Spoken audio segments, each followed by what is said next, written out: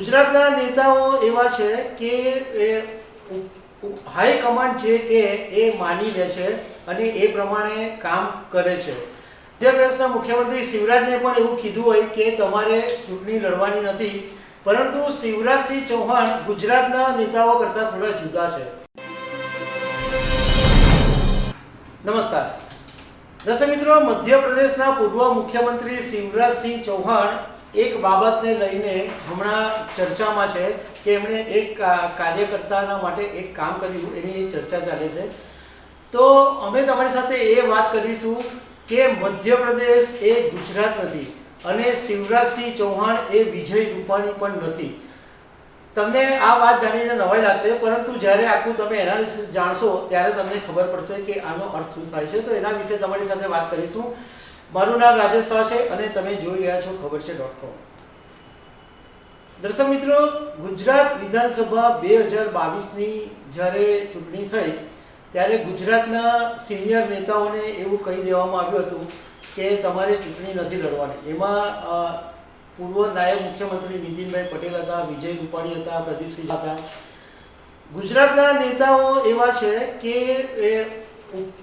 High command જે કે એ માની લે છે અને એ પ્રમાણે કામ કરે છે।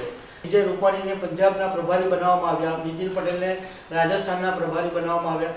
તો એ લોકો ગયા, એનું કારણ છે કે એ લોકો પહેલેથી હાઈ કમાન્ડના દોરી સંચારને માનનારા માણસો છે, ડિસિપ્લિન શિસ્તોમાં રહેનારા માણસો છે। હવે આપણે એ જોઈએ કે મધ્યપ્રદેશ વિધાનસભાની જ્યારે ચૂંટણી થઈ ત્યારે ત્યાં પણ ગુજરાત મોડેલ અપનાવવામાં આવ્યું હતું કે ભાઈ ઘણા બધા સિનિયર નેતાઓની બદલે નવા ચહેરાઓને સ્થાન આપવામાં આવ્યું હતું અને શક્ય છે કે મધ્યપ્રદેશના મુખ્યમંત્રી શિવરાજને પણ એવું કીધું હોય કે તમારે ચૂંટણી લડવાની નથી, પરંતુ શિવરાજસિંહ ચૌહાણ ગુજરાતના નેતાઓ કરતાં થોડા જુદા છે। એ પોતાનું ને જે લાગે એ કરે છે અને હંમેશા પોતાનું પોલિટિકલ અસ્તિત્વ ટકાવી રાખવા માટે કંઈક ને કંઈક કરતા રહે છે।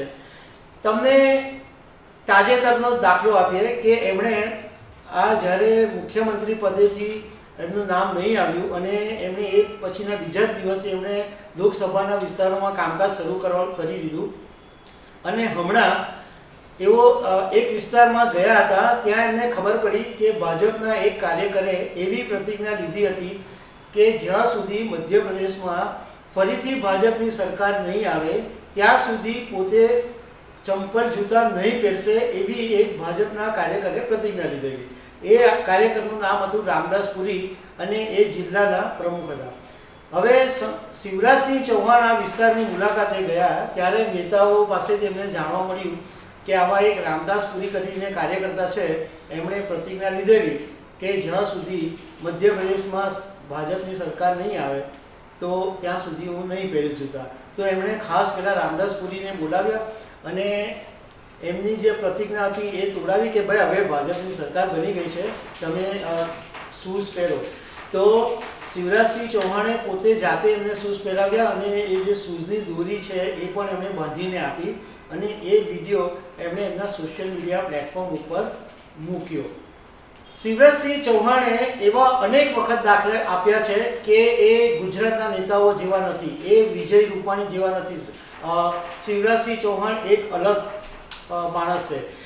જ્યારે મધ્યપ્રદેશની અંદર મુખ્યમંત્રી બનાવવાની વાત હતી ત્યારે એવી ચર્ચા બધા જ કહેતા હતા કે ભાઈ શિવરાજ ચૌહાણ જ ફરીથી મુખ્યમંત્રી બનશે, પરંતુ જ્યારે ભાજપે મોહન યાદવને મુખ્યમંત્રી બનાવ્યા તો શિવરાજસિંહ ચૌહાણે તરત જ કીધું કે ભાઈ મેં તો પહેલેથી જ કીધેલું હતું કે મને સત્તાનો કોઈ મોહ નથી અને હું મધ્યપ્રદેશની જનતા માટે કામ કરતો જ રહેવાનો છું।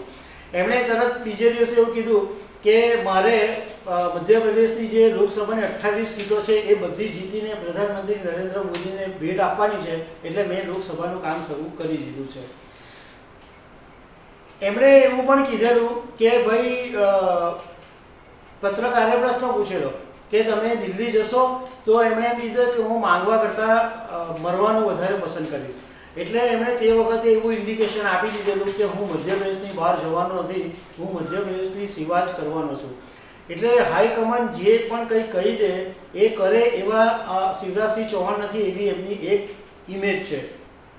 આ પહેલાં બી તમને ખ્યાલ હશે કે મધ્યપ્રદેશમાં જ્યારે વિધાનસભાની ચૂંટણી હતી ત્યારે એક આદિવાસી વ્યક્તિ પર ભાજપના એક નેતાએ પેશાબ કરેલો અને એને કારણે મધ્યપ્રદેશના રાજકારણની અંદર જબરજસ્ત હોબાળો મચી ગયો હતો.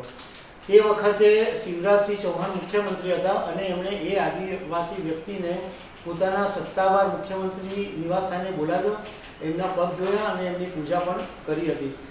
નો ડાઉટ તે વખતે તો લોકો એવું કહેતા હતા કે ભાઈ ઇલેક્શન છે તો એક ઇમોશન મેળવવા માટે આવું કર્યું હોઈ શકે છે, પરંતુ અત્યારે તો ઇલેક્શન નથી અને એમણે ભાજપના કાર્યકર્તાની સાથે આવી એમના બૂટની દોરી બાંધી આપી અને ભાજપના કાર્યકરનું એક સન્માન કર્યું. પરંતુ લોકોનું કહેવું એમ છે અને રાજકારણના જાણકારોનું પણ કહેવું એમ છે કે શિવરાજસિંહ ચૌહાણ એવા વ્યક્તિ છે કે પોતાનું પોલિટિકલ અસ્તિત્વ બચાવવા માટે એ પહેલેથી કંઈ ને કંઈ કરતા રહે છે અને હજુ પણ કંઈક ને કંઈક કરતા જ રહેશે. તો દર્શક મિત્રો, આવી અનેક વાતો સાથે અમે તમને મળતા રહીશું. Thank you very much.